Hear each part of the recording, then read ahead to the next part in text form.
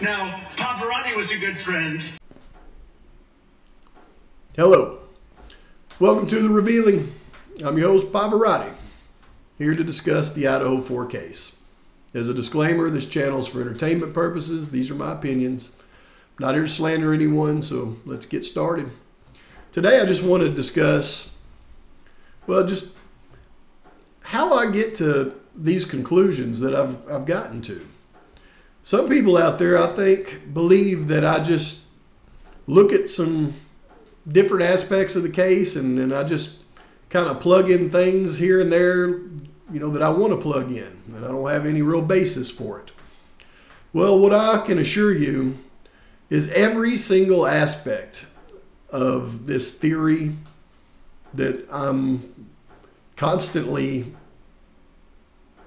updating, but I've always got many different angles that I'm using to corroborate different things. I don't look at one thing and go, okay, that's obviously what happened, let me put this in my theory. No, it has to be corroborated several different ways. So when I get to the informants in this case, and I've put out there who the informants are, I didn't come to that conclusion lightly. And I didn't come to that conclusion based on one aspect. I'll come to those conclusions based on many corroborating factors. And I've gone through with the timeline showing all the corroborating factors on the informants. But that wasn't all that I used. I find new corroborating factors almost every day. So what I want to do in this video is, I know everybody can't stand Howard Bloom, me neither. He did do an interview, though, here recently with the law offices of Andrew Myers. And let me tell you, law offices of Andrew Myers, he didn't let him off easy. He hammered him. He did a good job. And a lot of things that Howard Bloom discussed in that interview was things that he didn't put in his book. So what I want to do is show you just a short excerpt from that interview. And I'll show you why. I'll show you some additional corroborating evidence to why I believe the informants are who they are in this case. Here we go. Mysteries in this case is Bethany Funk, and other than signing the lease and being the youngest tenant, Bethany Funk really is not referenced by name in your book, although you called her a, quote, sparky young woman.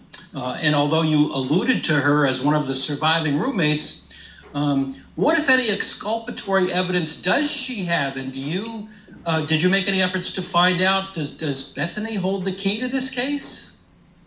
Bethany is, as you would appreciate, lawyered up.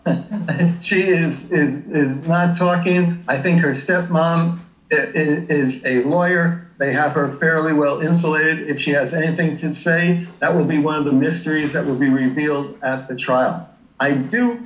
I did hear, and this isn't in the book, that she did testify to the grand jury. And that's another reason why she's not talking. She testified to the grand jury because she was fighting. She did not want to come back to Idaho. She did not want to come back, but they arranged something like this, a video. She was in Nevada at the time, and they arranged a video testimony to the grand jury. And one can understand that. I mean, she's a 21-year-old young woman. She's gone through a traumatic experience. She's now enrolled in another university. You know, there are no real survivors in this story. It's a story really just about victims. Have any of the grand jury testimonies leaked out to the public? Do we have any clue what she said? Because that's a I have had some people with knowledge of the grand jury. There is a report, and this is a sensational report because it sounds, you know, very incriminating, that Bethany and Dylan were texting before and after the murders to one another. What was said on those texts, was it what we just heard a noise, whatever, but the reality seems to be that there was texts exchanged, and the more perplexing reality is it wasn't until 8 hours later that they report the crimes, and then they don't even call 911. They call friends at a fraternity, and they come over, and they're the first people who call 911. Yeah, that's always been a big mystery. I want to get to that, but before I do, let's stick with the grand jury. Do you know, did Steve Gonsalves actually talk to the grand jury or the sources? Does that mean that the grand jurors or some court clerk or other juror source, because your book says that he was thinking about talking to grand jury sources, and I want to know,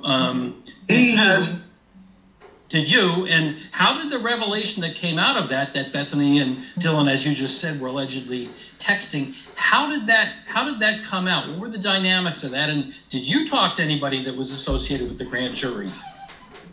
I've talked to people who are aware of what was said at the grand jury. Steve Gonsalves has texted. They're all over the internet. There's dozens and dozens and dozens of texts where he says that he has sources in the grand jury, and he shares them with internet commentators about what was said. They're matter of public record. You could probably Google them this afternoon. He hasn't deleted them at this point.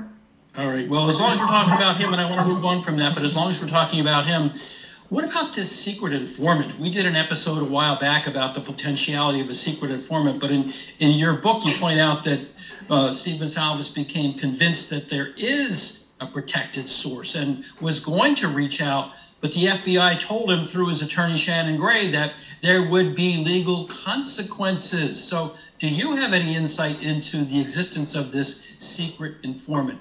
Who it is, where they're coming from, and whether there are any bombshells ahead from the secret informant? Well, after writing the book in April, there was a hearing in Moscow, and both the defense and the prosecution go before the court.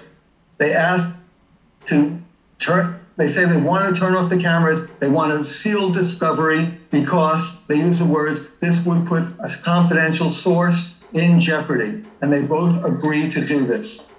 So that, to me, is a pretty big bombshell, and it would also seem to substantiate what Mr. Gonsalves was saying on the internet about this source. So there is a secret source.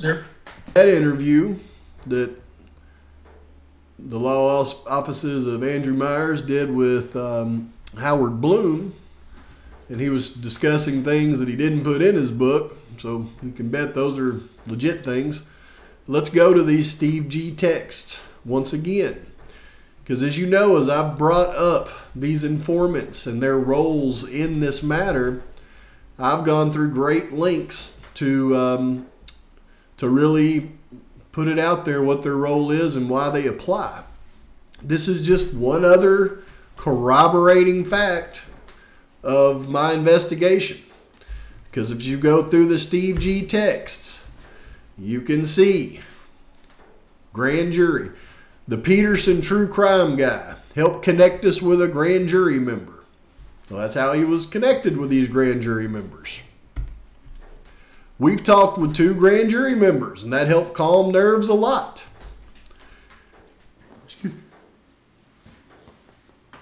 Excuse me.